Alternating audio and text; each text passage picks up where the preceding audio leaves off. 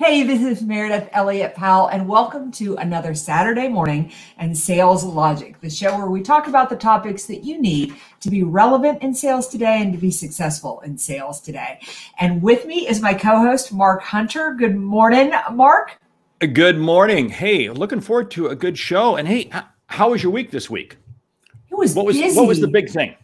Well, I just released my groundbreaking research report on the state of uncertainty and its impact on American business today, and why uncertainty is actually a good and positive thing for your business. So that was kind of my big exciting thing. What was on the plate for your week? Well, I'd say one of the exciting things was my ability to read your report, which was absolutely well done. Yeah, we had a lot of stuff happen. We got so much stuff going on here. We're starting a new podcast here in a couple of weeks and getting ready for Outbound. Of course, Outbound coming up. You and I will both be there. And huge. That thing just keeps getting bigger and bigger and bigger.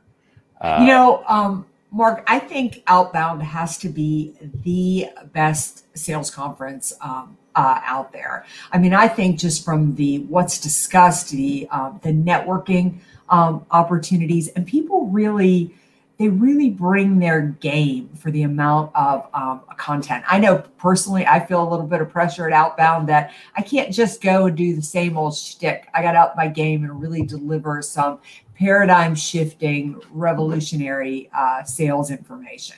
Well, I tell you what, that's true, because it is amazing the number of repeat people. This will be the fourth one we will have done. And the number of repeat ticket sales is absolutely phenomenal. So that says people must see value. It's the reason they're coming back. And of course, this year we've added Outbound Down Under, which will be after dark here in the US. We're adding Outbound Europe. This thing is going to be almost 24/7 for several days. So think about it. This is the old Jerry Lewis telethon. Sorry. Okay. That just dated you. That just dated me. Hey, Google it. Okay. Anyway. But hey, probably with that, we should crank the video and start the show officially, right? I think we probably should do that. So let me jump over here. It'll get me out of trouble. Yeah. Well, I'm thinking to myself, we're talking away, and we probably should get going. So, all right, let's hit the video and let's officially start Sales Logic. Prospect with integrity. We will get customers who have integrity. Integrity is the foundation from which everything is built on. You better understand value. But at the end of the day, sales is a relationship business. It is a people business. It is an emotional business.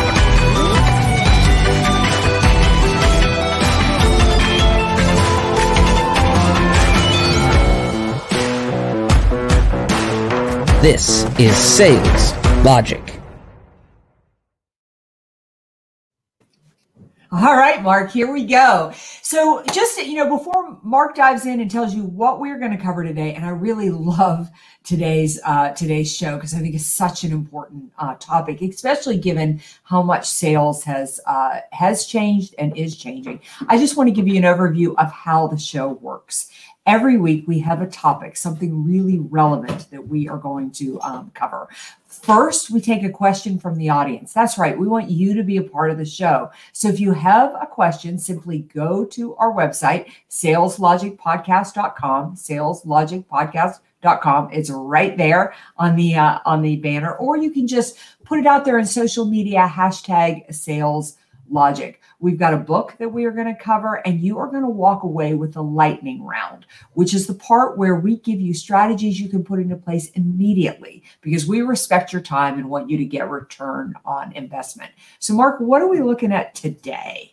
Well, today's topic is hiring a sales coach. Yes or no? And based on the comments you and I both get, I know it's going to be a great conversation. We got a great question that comes in from Emma in Denmark. I'll get to that in just a second. And then we have got a book we're going to highlight, and we do a lightning round. And I'll tell you what, the lightning round is going to dovetail very well with the whole hiring a sales coach. So, hey, let's jump into, first of all, the question from Emma in Denmark. I love the fact that we've got listeners from all over the world, because I know We both have got clients all over the world, Yeah. so it's great they are following us here. She asks, I am new to sales, and while I'm excited about my new position, I feel a bit overwhelmed.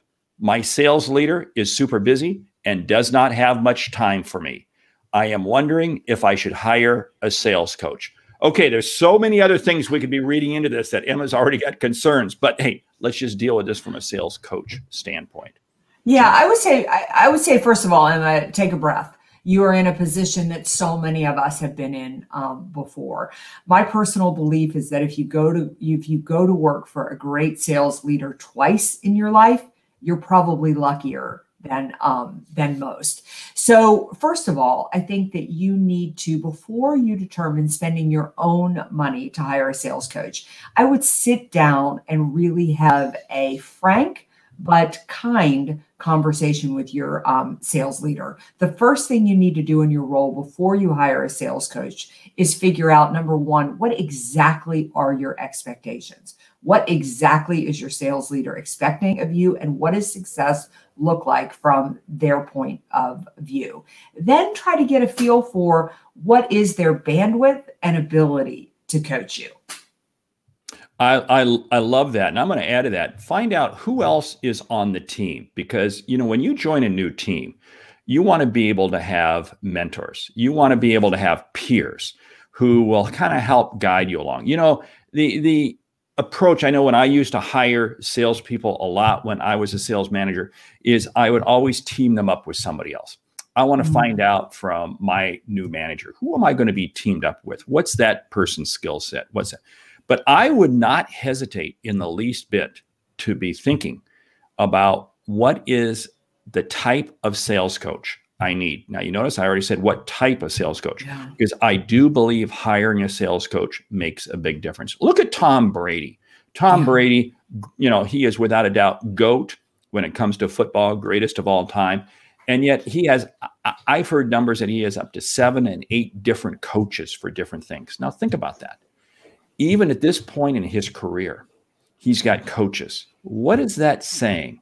That says that he knows there's still another level of performance that he can reach to. If somebody like a Tom Brady needs coaches, I kind of think we all kind of need coaches.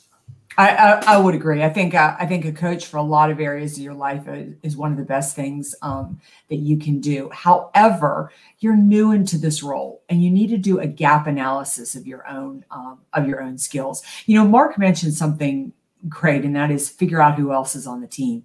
As you figure out who else is on the team, ask them the question about what the sales process is. What does the sales process look like? And one of my favorite questions is, where do you feel the hardest part of the sales process is for this particular company? Is it getting in the door? Is it uncovering opportunity? Is it differentiating yourself from the competition? Is it closing the deal? Because when you understand where the toughest part of the sales process is, you're going to be able to guide your sales coach to help you. Don't assume that the sales coach you hire understands your business, understands your product. You're going to get far more return on investment if you can guide them to basically help you. That is so key, because the coach has to guide you to your goals, not guide you to their goals. And this is where I see if there's a mistake people make in hiring a sales coach. They say, wow, this person was so successful, I'm just going to go and hire. I'm just going to go. Hold it. Does their style, does their philosophy, does their approach line up with what your expectations are and your company's expectations are? You've got to make sure you're in alignment to begin with. Otherwise, you are going to have a train wreck from the start. Yeah. I would also agree that I want to back up again and say the first conversation you need to have is to go back to your sales leader and get clear on the expectations. What is he or she measuring? What are they looking for? So many salespeople, I see just the mistake they make is they are working really hard, and in their estimation, they're performing, but it's not the result that their sales leader is looking for. And once you know that, again, you need to be very clear with your sales coach on what expectation and result you are looking for. You know, in essence, what Mark and I are saying is, and I would say that I love the fact that you use Tom Brady as an example. Tom Brady may still handle coaches, but he's in charge of what's happening. It's not like he's just standing there like a bump on a log, letting his coach tell him what to do. He's saying, this is the result I need. You write the path to help me get there, but I'm going to hold you accountable to make me successful in this area. One other thing I want to say is be careful with a sales coach. If they are not excelling in their own right, if the other people they coach are not successful, run away. Hiring a sales coach, a lot of people coach sales because they can't do sales. A lot of sales leaders are like that too. Oh, wow. That's a sore spot. We could do like five episodes on that one. Wow. Hey, we should probably jump over and really start digging into the topic, hiring a sales coach, yes or no. And as we jump into that, I'm going to share with this little idea. Activity does not equal productivity, and productivity does not equal results. So you got to make sure that whatever coach you're using is focused on the results. I have seen too many people, what they do is they get caught up with a coach and they're measuring things that don't need to be measured. They're measuring activities that really don't result in productivity. They're generating productivity that doesn't create results. Like you said, you got to find a coach who has walked the talk and has been able to do it and has been able to do it with other people, because there are successful salespeople who make terrible coaches. Yes. Right? I want to find the coach who has done it well with other people.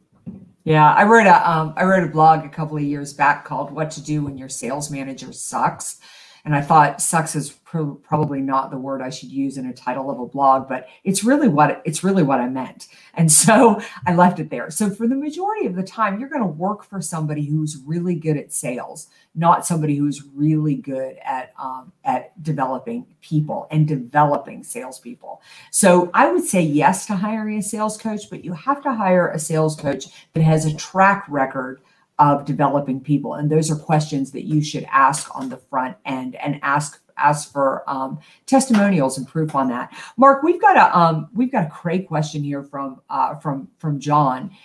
Thanks so much for saying that we consistently add value, but saying, at what point in your sales coaching selling process do you move someone from giving value to buying your service?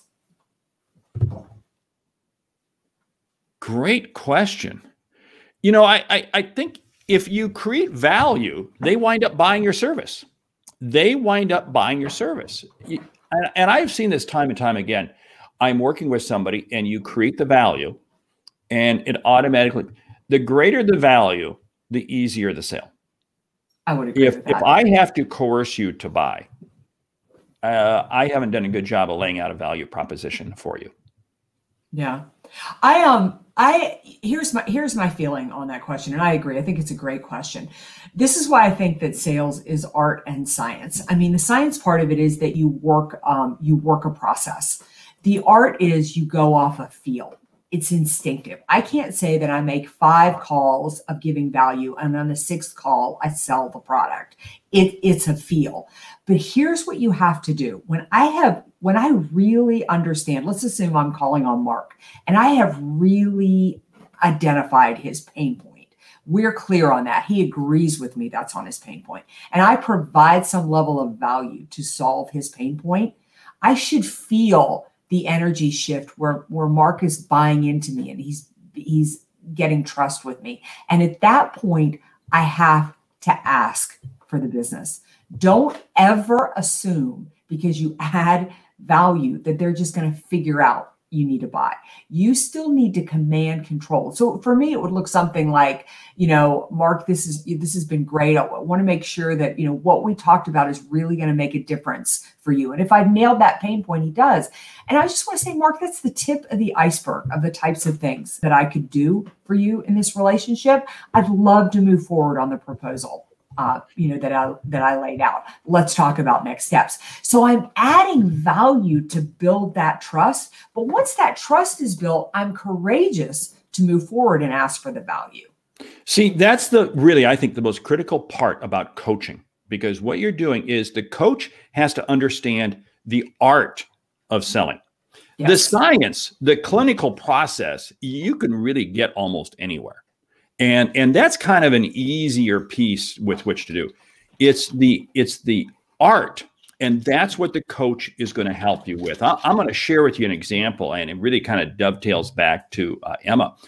I had a salesperson who I've known for a number of years.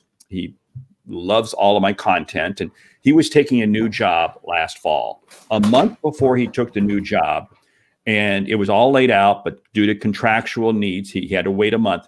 He hired me as a sales coach to help him get started with his new company, to help him get started. And we've been doing it now about 5 months, and he has rocketed to the top of the list. And this is a very complex sale, extremely complex. He has rocketed to the top that he is in Europe. The company is in the Bay Area. Yes, it's a SaaS company. And the sales enablement manager, VP of sales, who I happen to know, I didn't realize I knew him. I called him and he said, oh, I know him. Believe me, he is like setting everybody on fire. Now, I'm not saying this from a brag. What I'm saying this is from, he hired me as a coach because we were very methodical in the process we were doing. And we analyzed every element. And he kind of makes a comment. He says, after our calls, you kind of beat me up a little bit. You see, that's the whole thing. You have to have a coach that is willing to get tough with you. Having a coach to come alongside you and sing Kumbaya, that's not what you want. You need a coach that's going to get down deep. And that's what you got to be asking. That's what you got to be looking for. Yeah, I would also say to basically add to that, Mark, something that's really working in that relationship is that he wants a coach. So I think that's a little gut check you need to do with yourself. My favorite salespeople to coach are people who are already successful, because their ego's kind of on the table and they're just really excited to learn to go to the next level and do what that coach is telling you to do. At the same time, I have fallen into the trap of being hired by people. When we get there, there's just always a reason and it's always an excuse. And it's not that that's wrong. We're just not always at a point in our life where we want to be coached. Sometimes we're tired. Sometimes we're done with the job. Sometimes there's a lot of things. But the coach is not the magic bullet that's going to transform you into a sales professional. You are that person. You're just using the coach to get some objectivity, as Mark said, to be a little bit of tough on you, and then to bring some wisdom and some expertise to add some strategies and skills that maybe you don't have. So you need to really ask yourself, are you willing to let go of the way you've always done things? Are you willing to try new things? Are you willing to do what's uncomfortable? And are you willing to be gut-wrenchingly honest about where you're amazing, but where you've got some real issues that need to be worked on? If you're not willing to go there, it's not time to hire a coach. And you know what I found? It's so interesting. The high-performing salespeople already are much more willing to pay for a coach out of their own pocket. Yeah. They're willing to pay for the coach. I have a number of people who I coach, and they pay for it out of their own pocket. And it's funny, but it's the lower performers, it's the middlers, you know, the people who just kind of hang out in the middle, who will never pay for a coach themselves, adamant that their company pays for it. And I'll tell you what, they're the ones that, you know what, I don't have much toleration for them, because they don't have skin in the game and they don't own the process. That's what's so key when it comes to hiring a coach. Hey, we could talk about this forever, but we got a great book. You were the one that recommended the book this week, and I love the book. So you want to talk about it? Sure. It's Simon Sinek's book on why. It's probably going to be one of the most famous books and talks out there, but really getting to the art of why, understanding why. I think why is one of the most important, let me tell you why I suggested the book, is I think it's one of the most important questions that we need to answer in sales.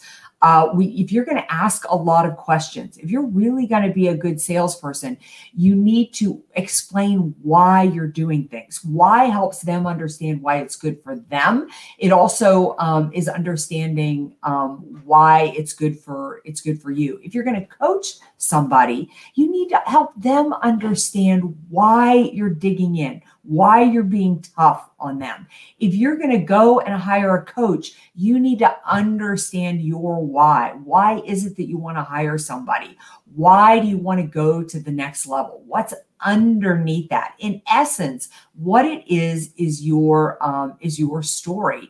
And the art of why comes into so many different plays in sales. And I think starting with Simon Sinek's TED Talk and going on to his book is just a great place to start.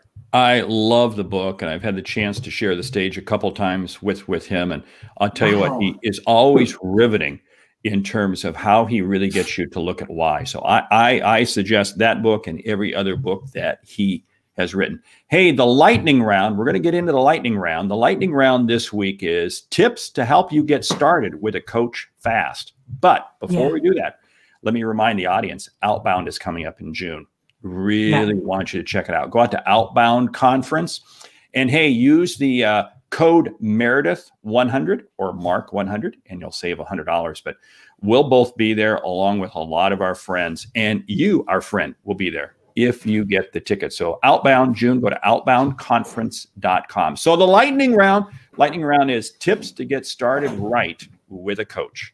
Yeah, I want to say, speaking of Outbound, we've got our friend Doug Lehman here, who's just popped up with the art of adding value at each touch point in your outreach cadence. In layman's terms, leverage opportunity to add more value. That is absolutely right. All right. So the hiring a coach, tips to get you started with a coach fast are: number one, be clear on the expectations. Let the coach know exactly what you're looking for in terms of outcome. I say be clear on the times that you're going to meet and stick to them. Don't waffle on the times you're going to meet. Oh, that's such good advice. Never move your coaching sessions. Number one is ask to be coached from a behavior as well as a results standpoint. Really get clear on what behaviors you're supposed to be doing to achieve the results you're looking for. Make sure that you can be frank and open and authentic with the coach. There's no hiding of anything. If you got an issue, it's going to be on the table. And you have to understand that they have integrity and they have confidentiality in mind with you all the time. Really go there with a good understanding of your skills. Do a skill assessment. Let them know what you feel like you've already mastered and are good at, and the skills that you want to focus on and learn from them. Don't hesitate to get ugly with them in terms of, hey, we're going to role play this. Role play it with them. Too many times what happens is people will just tell me what to do and I'll go do it. No, let's role play it together in the coaching session. Yeah, come to each session completely prepared. It is not the coach's responsibility to guide the session. You need to guide the session. So come with your questions, come with what you want to focus on, and make it clear what you want from the outcome of each session. Make sure you come out of each session with clear, specific goals that you are going to be working on, and that builds on what you just said. Why don't you share one more? I'll share one more, and we'll kind of close it down. All right. Bleed your coach dry. Most coaches will give you the opportunity to shoot them an email or do a check-in call between sessions. Don't hesitate to reach out. The moment you lay the money down on that table, that coach is working for you, and use them. Hold your coach accountable. If they are not delivering value to you, if they're not helping you enough, don't hesitate to push back, and don't hesitate to say, you're gone. I'm going to go find somebody else. So, hey, this has been another Sales Logic. And hey, I do encourage the audience to check out saleslogicpodcast.com, our website. We're starting to put more and more stuff out there for you. It's great stuff. But hey, most of all, we enjoy having you part of the show. So I want to say thank you for listening to Sales Logic this week. If you like what you hear, subscribe, rate, and review the show on your favorite podcast app.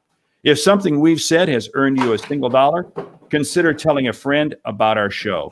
It's how we grow to help you grow. I'm Mark Hunter. And I'm Meridith Elliott Powell. Remember, when you sell with confidence and integrity, uncertainty suddenly becomes your competitive advantage. And the sale becomes logical.